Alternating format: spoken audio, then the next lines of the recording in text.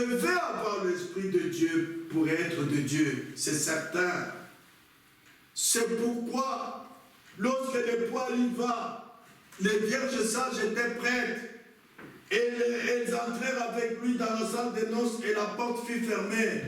Nous avions vu cela dimanche passé. Plus tard, les vierges folles vinrent et dirent, Seigneur, Seigneur, ouvre-nous. Le Seigneur répondit, je vous le dis en vérité, je ne vous connais pas. Parce que vous n'êtes pas de Dieu quand vous n'avez pas le baptême du Saint-Esprit. Vous êtes de l'Église, oui. Mais vous n'êtes pas de Dieu. Pour être de Dieu, il faut être dans le corps de Christ. Il faut avoir le baptême du Saint-Esprit. Alors, qu'est-ce qui s'est passé? Après que les vierges folles ont toqué, Seigneur, Seigneur, ouvre-nous, il a dit, je ne vous connais pas. La porte était restée fermée. Alors, les vierges folles furent jetées dans les ténèbres du dehors, où il y aura des pleurs et des gémissements et des grincements de dents. Et cela, c'est la grande tribulation.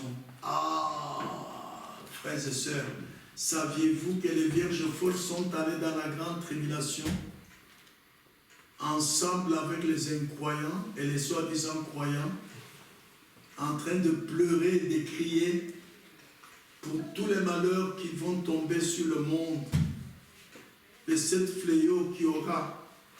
Nous lisons dans Matthieu 22, versets 11 à 14. Matthieu 22, je lis, versets 11 à 14. Le roi entra pour voir ceux qui étaient à table et il aperçut là un homme qui n'avait pas revêtu un habit de noces. Il lui dit, mon ami, comment es-tu entré ici sans avoir un habit de noces? Cet homme eut la bouche fermée. Alors le roi dit au serviteur, liez-lui les pieds et les mains et jetez-le dans les ténèbres du dehors où il y aura des pleurs et des grincements de dents.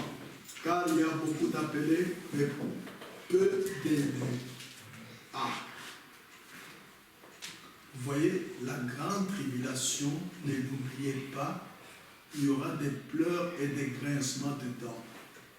Quand nous aurons l'occasion de parler des sceaux, nous lirons les 7 fléaux dans l'Apocalypse. Vous verrez que ce n'est pas quelque chose d'agréable. Frères et sœurs, nous ne sommes pas venus ici, appelés par Dieu à quitter le monde, pour nous contenter d'être des membres d'église. Non, c'est pour nous préparer de quitter ce monde et d'aller dans l'enlèvement. Parce que ce monde sera frappé par cette fléau dans la grande tribulation. Il y aura des pleurs et des grincements de dents. Écoutez dans Luc 13, versets 24 à 28, ce que la Bible nous dit. Luc chapitre 13, versets 24 à 28. Je lis. Efforcez-vous d'entrer par la porte étroite. C'est Jésus qui parle. Car, je vous le dis, beaucoup cherchent à entrer et ne le pourront pas. C'était le cas de vierges folles. Elles ont essayé d'entrer, mais n'ont pas pu. Elles n'avaient pas su la voix de Dieu. Quand le maître de la maison se sera levé et aura fermé la porte, et que vous, étant dehors, vous commencerez à frapper à la porte en disant, Seigneur, Seigneur, ouvre-nous, il vous répondra, je ne sais d'où vous êtes. Alors vous vous mettrez à dire, nous avons mangé et bu devant toi, et tu as enseigné dans nos rues. Nous avons été à la Sainte Seine, dans l'église. Ils vont dire ça. Et il répondra, je vous le dis, je ne sais d'où vous êtes, retirez-vous de moi, vous tous ouvriers d'iniquité. Parce que c'est le baptême du Saint-Esprit qui fait que vous appartenez à Dieu. Vous êtes de Dieu. Vous êtes dans le corps de Christ. Seulement le baptême du Saint-Esprit. Peu importe combien vous êtes saint. Vous vivez la parole de Dieu, le message du temps de la fin. Si vous n'avez pas le baptême du Saint-Esprit, vous n'êtes pas de Dieu. Ah! en ce moment-là, vous n'avez pas vécu toute la parole. Il vous reste ce qui vous a été dit quand vous avez été baptisé. Repentez-vous. Faites-vous baptiser dans l'eau au nom de Jésus-Christ pour le pardon de péché et vous recevez le don du Saint-Esprit. Vous n'avez pas vécu ce bout de la parole-là. Donc vous n'avez pas vécu toute la parole. Vous avez vécu une partie de la parole, alors vous commettez l'iniquité.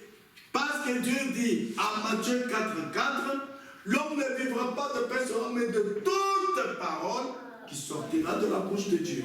Ah, mais vous n'avez pas vécu toute parole. Vous avez vécu une partie de la parole. Vous n'avez pas le baptême du Saint-Esprit. Alors il dira, je ne sais d'où vous êtes. Vous voyez, ouvrez d'iniquité. C'est là qu'il y aura des pleurs et des grincements de dents. Quand vous verrez Abraham, Isaac et Jacob et tous les prophètes dans le royaume de Dieu, et que vous serez jetés dehors. Frères et sœurs, ne l'oubliez pas s'il vous plaît. Dieu nous a appelés à sortir du monde parce qu'il connaît ce qui va arriver dans le futur. Il y aura le jugement sur cette terre. Il y aura la grande tribulation. Et il vous montre le chemin, la voie, pour éviter d'aller dans la grande tribulation. C'est d'entrer par la porte étroite et d'avoir le baptême du Saint-Esprit. Frères et sœurs, écoutez encore ceci, dans Matthieu 8, versets 11 et 12. Matthieu 8, versets 11 et 12, la Bible dit ceci.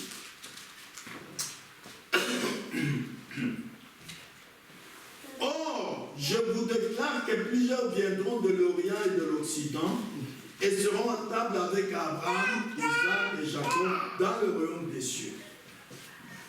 Ça, ce sont les vierges sages qui parviennent à aller en enlèvement, qui soient à table avec Abraham, Isaac et Jacob. Maintenant, le verset 12. Mais les fils du royaume seront jetés dans les ténèbres du dehors, où il y aura des pleurs et des grincements de dents. Mais qui sont les fils du royaume qui sont sauvés, nés de nouveau? Ce sont les vierges folles.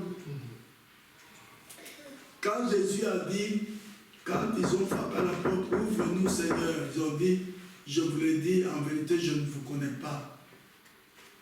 Quand maintenant la porte ne vous est pas ouverte, il ne vous reste qu'une occasion, c'est de retourner dans le monde, dans la grande tribulation, où il y aura des pleurs et des grincements de dents. Voilà ce qui va arriver aux vierges folles. C'est-à-dire à tous ceux qui ont fait une partie du chemin avec Christ, mais qui ne sont pas allés jusqu'au bout avec lui. Vous vous êtes plus à vivre une partie de la parole du message. Vous allez vivre la grande tribulation.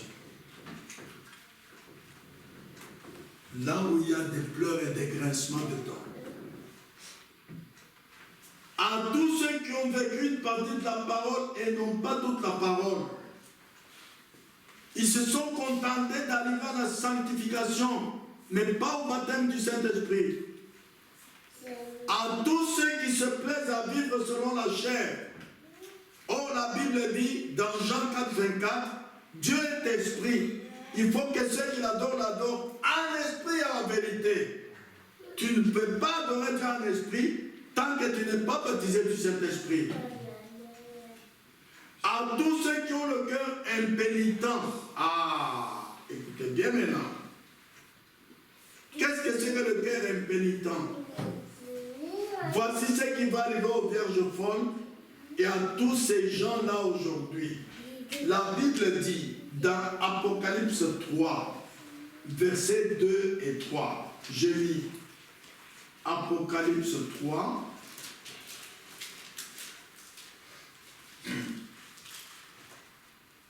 Versets 2 et 3. Je connais, voici ce que dit celui qui a les 7 étoiles de Dieu et les 7 étoiles.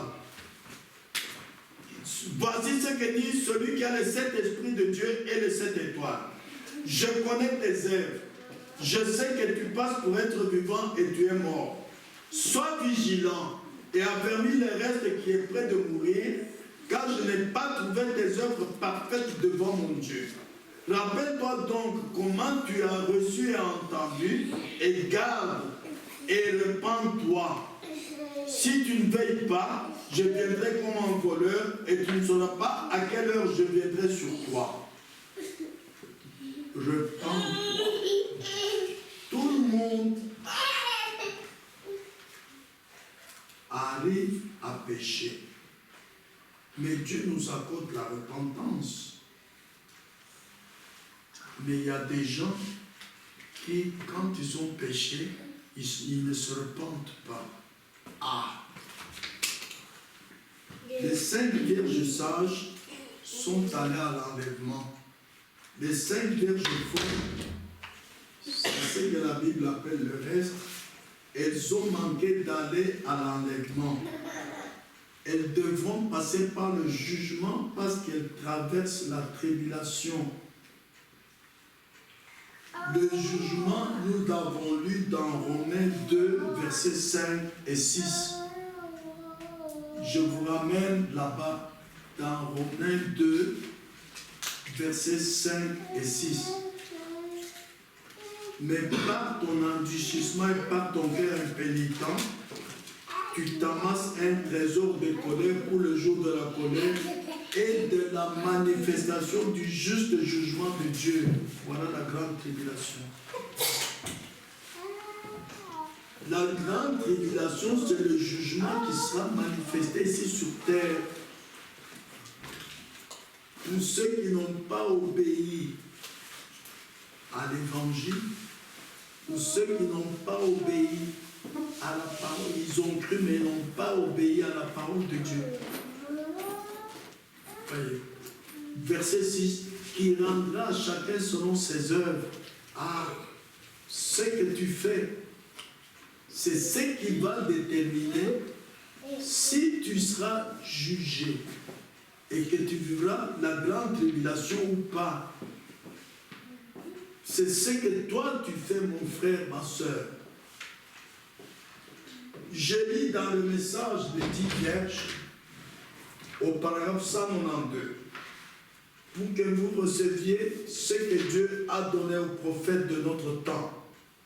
Ce sont donc toutes des vierges, et ceci c'est le petit reste. Elles le conservent, et ces restes devront passer par le jugement, parce qu'ils traversent la tribulation, comprenez-vous? Du fait que vous vivez la tribulation, vous êtes jugé, vous traversez le jugement. Et au paragraphe 238, donc les vierges folles ont perdu leur position, nous le savons. Elles passeront par le jugement. Si elles ont déjà entendu la vérité, elles sont condamnées. Quand tu entends une parole et que tu ne la vis pas, tu es condamné. Jésus a dit, allez prêcher la bonne nouvelle à toute la création. Celui qui aura entendu et qui croira sera sauvé. Celui qui ne croira pas sera condamné. Amen. Après avoir cru, quand vous venez à l'assemblée, c'est pour qu'on ajoute à ce que tu as entendu. Et tu dois le croire et le vivre. Si tu le rejettes, comme les vierges folles ne s'intéressaient pas au baptême du Saint-Esprit, elles ont été condamnées, elles ont vécu le jugement, la tribulation. Elles sont passées par le jugement. Oui. Vous dites que les vierges folles pourraient être inspirées par le diable. Parfaitement. Et continuer à vivre purement. Certainement, Judas l'a fait. Il fut sauvé et sanctifié. Il prêcha la guérison divine et chassa les démons. il était tout à fait dans le vrai, il en était presque au même point que les autres. Mais quand il s'agit de l'expérience de Pentecôte, c'est là qu'il montra sa couleur. Les vierges folles ont tout fait comme les vierges sages. Mais quand il fallait avoir le baptême du Saint-Esprit, non, elles n'étaient pas intéressées. Elles se sont retirées. Frères et sœurs, c'est la chose à ne pas faire. Ça, c'est la tendance dénominationnelle. La parole est une. Ne la coupez pas en deux.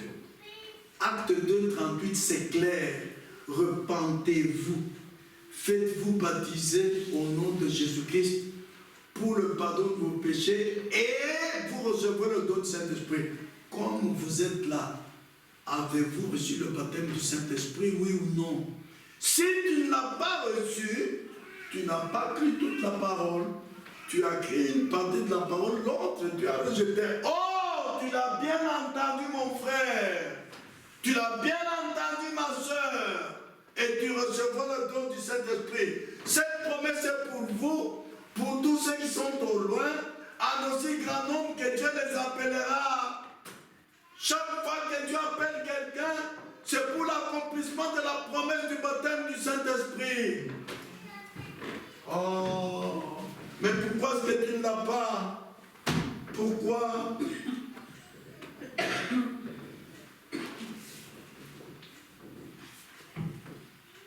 La Vierge folle n'a pas le Saint-Esprit.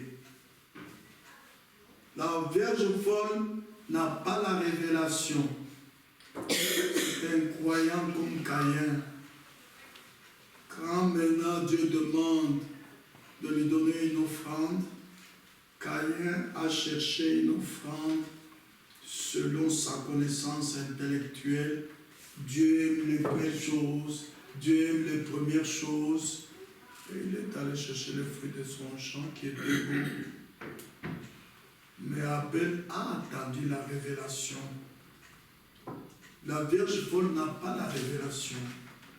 Oh, Jésus a dit, sur ce roc je bâtirai mon église. L'église de Dieu est bâtie sur la révélation. Ah, la Vierge folle n'a pas le Saint-Esprit.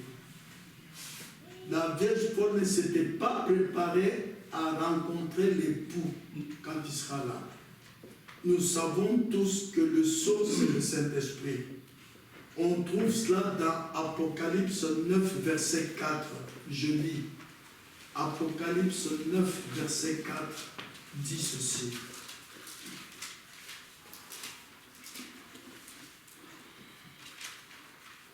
Il leur fut dit de ne point faire de mal à l'herbe de la terre, ni à aucune verdure, ni à aucun arbre, mais seulement aux hommes qui n'avaient pas le sceau de Dieu sur le front. Le baptême du Saint-Esprit est appelé le sceau de Dieu. Nous lisons également cela dans 1 Corinthiens, chapitre 1, verset 22.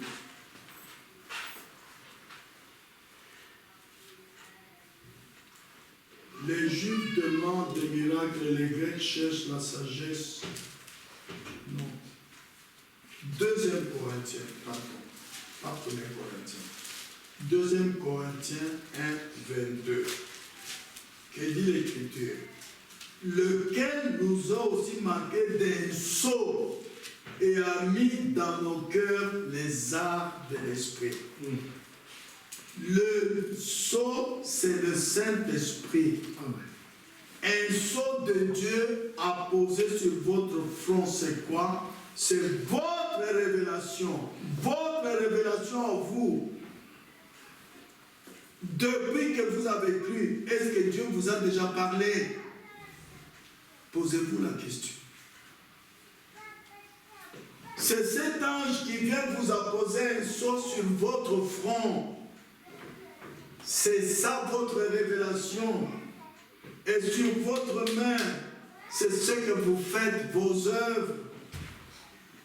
Et c'est une marque spirituelle. Voici cette marque spirituelle, je vous le lis dans les 10 Vierges.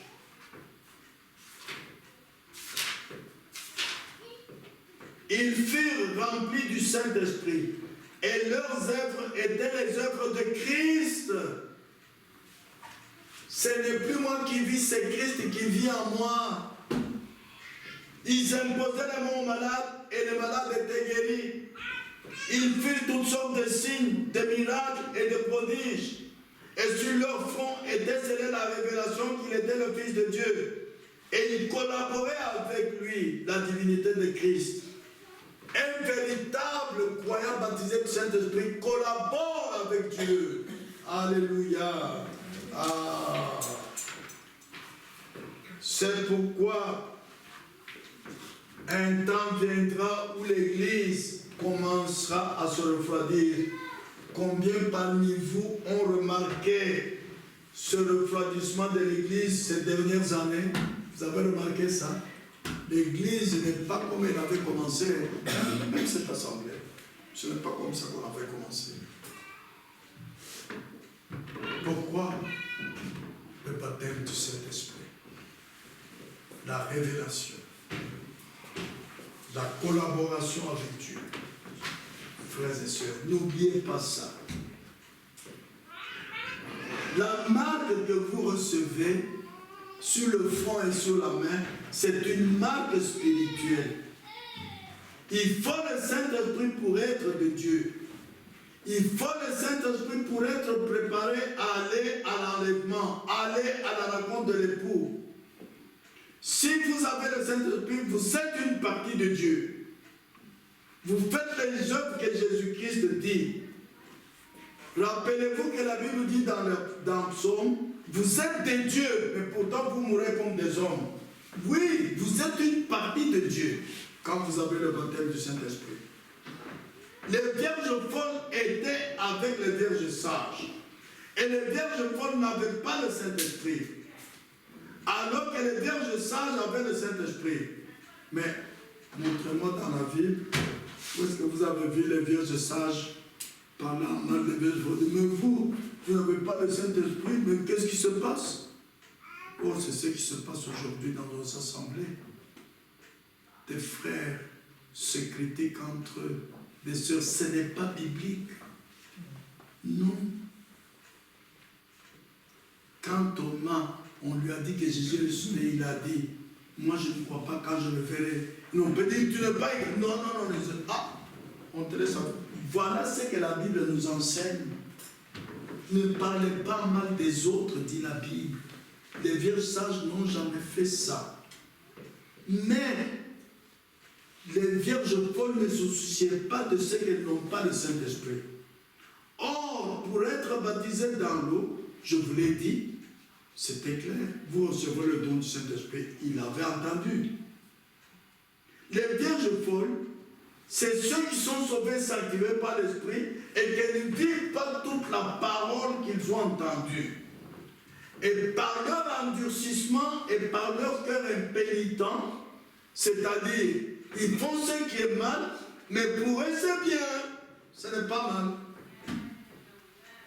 Oh, mais qu'est-ce que ça fait de s'absenter de l'église? Qu'est-ce que ça fait?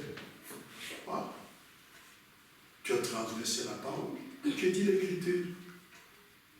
Montre-moi où l'Écriture dit que tu peux t'absenter de l'église. L'Écriture dit, ils allaient au culte chaque jour. Et Dieu nous a envoyé un prophète selon Malachie 4, 5, 6, afin de ramener le cœur des enfants à leur père. Nos pères spirituels sont les apôtres. Le message est venu nous ramener à vivre comme les apôtres vivaient. Et beaucoup ont la tendance dénominationnelle. Ils vivent la parole comme ils veulent. Mais tu dois vivre comme Dieu veut. Parce que nous prions en disant que ta volonté soit faite. Ah! Vous voyez comment le péché est entré dans la race humaine. La femme vit, la femme Ève vit que le mal qu'il allait faire, ce n'est pas mauvais, c'est bon. Lisons Genèse 3, verset 6. Nous arrivons à la fin. Ne vous en faites pas. Genèse 3,6, la Bible dit ceci. La femme vit que l'arbre était bon à manger, agréable à la vue, et qu'il était précieux pour ouvrir l'intelligence. Ève, en faisant les choses qu'elle faisait, elle pensait qu'elle faisait quelque chose de juste. Vous voyez? Elle persuada Adam de partager avec elle le fruit défendu. Ève fut séduite. Mais Adam ne fut pas séduit. C'est écrit en 1 Timothée 2,14. Car Adam savait parfaitement qu'il faisait mal. Voilà pourquoi les gens ont un cœur impénitent. Tu fais mal, tu dis non, mais ça me sentait de l'église, qu'est-ce que ça fait?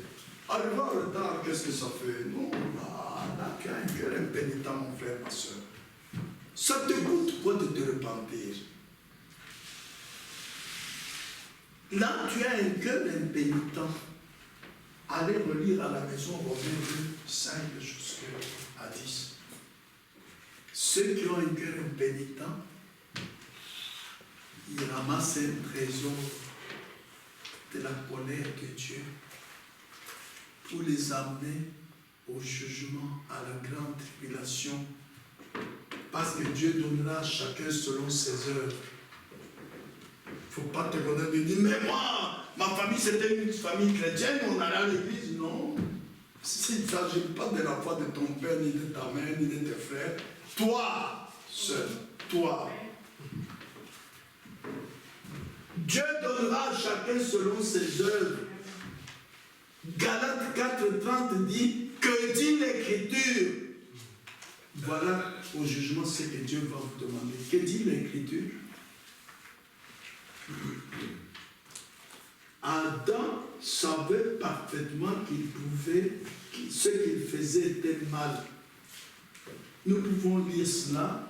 Vous n'allez pas dire que frère Kanda est en train de raisonner. Non, c'est le message que Dieu nous a donné. Dans les 10 vierges au paragraphe 223, je peux vous le lire. Adam ne fut pas séduit. Adam savait parfaitement qu'il faisait mal. Mais sa femme, en faisant les choses qu'elle faisait, elle pensait qu'elle faisait quelque chose de juste. Voilà ce qui n'est pas bien. Tous ont péché, dit la Bible. Mais il y a deux catégories. Il y en a quand ils pêchent, je dis non. Boire un peu de bière, je goûte, ça ne me fait aucun mal. Je ne suis pas un terroriste qui tue des milliers de gens et qui lance des bombes sur les bâtiments qui s'écroulent. Non. Voilà ce qui est mal. Quand vous faites ce qui est mal, reconnaissez que vous avez fait ce qui est mal, repentez-vous. Dieu ne vous demande pas de l'argent. La repentance, ça vous coûte quoi? Mais quand vous faites ce qui est mal, vous dites non, c'est rien ça, arriver en retard au culte, c'est rien. S'absenter un jour, ça fait rien. Là, je vais vous demander, lisez-moi le verset de ce que tu dis là. Lisez-moi-le. Vous ne saurez pas le lire. Dieu est venu nous ramener à la foi de nos pères. Nos pères spirituels sont les apôtres. Ils persévèrent dans l'enseignement des apôtres. Quand vous vous absentez du culte, vous ne connaissez pas ce qui a été prêché mardi. Vous écoutez dimanche, vous ne saurez pas vivre toute la parole. Voilà le problème. Ils persévéraient dans l'enseignement des apôtres et ils allaient au temple chaque jour. Quand vous ne pouvez pas aller, mais même chez vous, Seigneur, pardonne-moi, je ne suis pas allé au culte aujourd'hui. Pardonne-moi, Seigneur. Aide-moi. La Bible dit demandez, on vous donnera.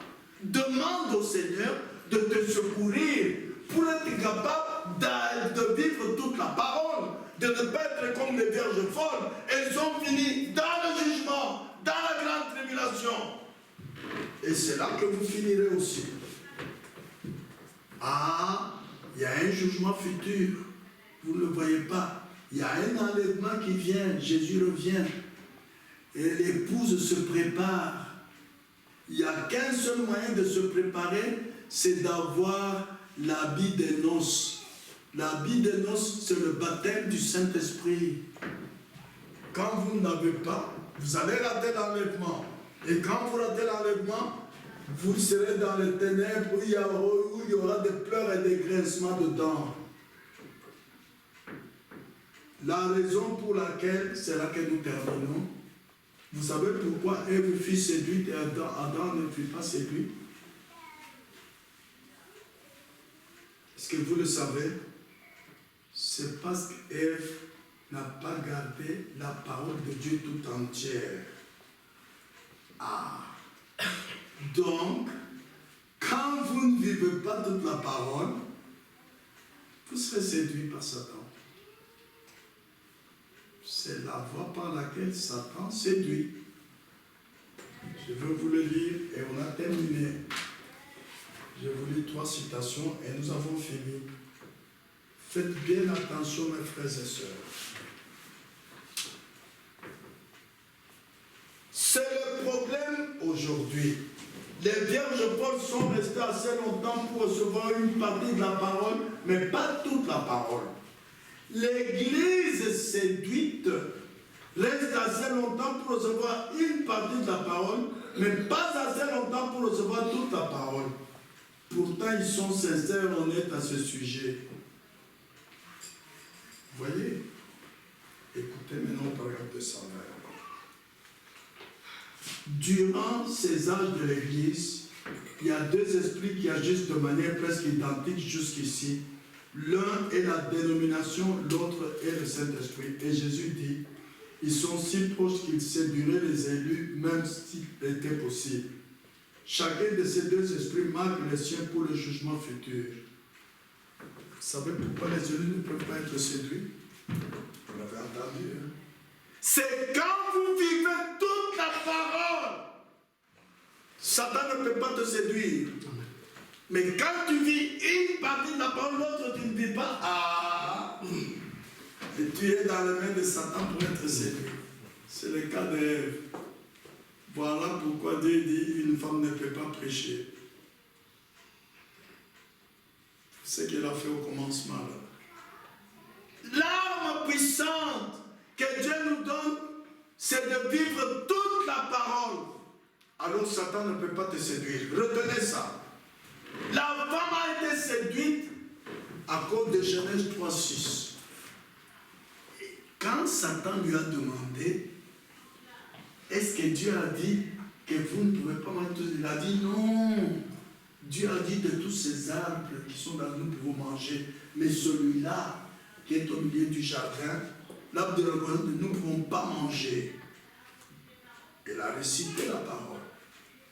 Mais maintenant, quand Satan lui a montré la sagesse et non pas la parole, quand quelqu'un commence à discuter avec toi le message du temps de la fin par son intelligence, l'erreur de la femme c'était quoi? Il devait dire non, c'est assez, non, je pars. Mais elle a donné les oreilles pour écouter la sagesse du diable. Alors c'est cela qui a conduit la femme à laisser une partie de la parole de côté, à voir maintenant que le fruit que Dieu avait dit ne pas manger, il est bon, il est beau. Ce qui est mal, Ève, la femme l'a appelé bien. Mais Adam, malgré que sa femme est venue lui dire, voilà ce que Dieu avait dit là, mais essayons. Adam, en faisant ça, il savait qu'il fait mal. Si jamais tu vas à une fête d'anniversaire, par faiblesse, on te fait boire, dans ton cœur, tu dois regretter. Seigneur, j'ai fait mal, j'ai bu, j'ai fait mal. Mais si tu dis, oh, ce n'est qu'une fois, ah là, tu vas du côté d'Ève. Et là, tu peux être séduit. Retenez ça bien, frères et sœurs. Et voilà le dernier, la dernière lecture dans le message, c'est au paragraphe 318. Un temps viendra où l'Église commencera à se refroidir. Combien parmi vous avez remarqué ce refroidissement de l'Église ces dernières années? C'est sûr. Où va-t-elle? C'est la Odyssée. Dieu nous a dit ce qui va arriver à l'âge de la Odyssée. Examinez toutes choses, retenez ce qui est bon. Là où la Odyssée s'éloigne de la parole de Dieu, nous ne le faisons pas. Que celui qui a des oreilles entende ce que l'Esprit dit. Amen. Nous ne suivons pas ce que l'Église dit ou ce que l'Église fait. Même si on se moque de vous, que vous êtes dans l'erreur, la Bible nous enseigne que les enfants de Dieu sont dans toutes les dénominations. Ils sont même au bar, au moment où je vous parle ici. C'est Dieu qui va les sortir de là. Comme il a sorti Saul de chez les Sadducéens, chez les pharisiens, il l'a amené dans son église. C'est Dieu qui le fait. Amen. Mais une chose est certaine, Jésus revient bientôt. Quel jour, on ne sait pas. Alors soyez prêts. Soyez préparés à recevoir l'époux. Il n'y a qu'un seul moyen de se préparer, c'est d'avoir le baptême du Saint-Esprit. Inclinez la tête pour l'adoration.